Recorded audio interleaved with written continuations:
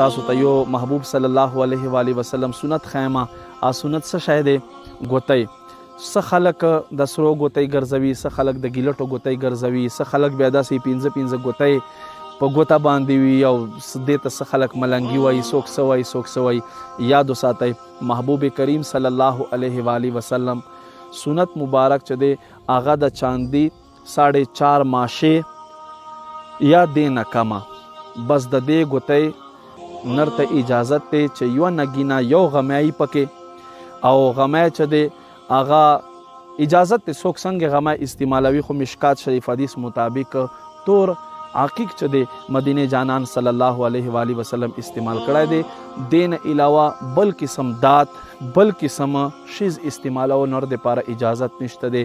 دا په مریو کې څه کم چینونه وي یا په لاسونو باندې چې کمې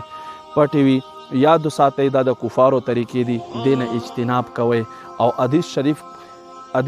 کې راځي په ډیر شی روایاتو کې راځي چې کوم انسان داسې چین په مری یا په لاس باندې وي نو دا به د پاره په قبر کې او په آخرت کې د پاره اور زنجیر جوړیږي نو دې نه ځان ساتئ ګوتې صرف یو استعمالوئ په هغې کې یو غمی او 4.5 ماشه چې له دې نه زیاته نه وي او هغه فقط د چاندي وي د سرو نه وي د بل داته نه وي الله دې موږ ته دې سنت باندې صحیح عمل توفیق نصیب کړي آمین بجاه نبی الامین صلی الله علیه و آله وسلم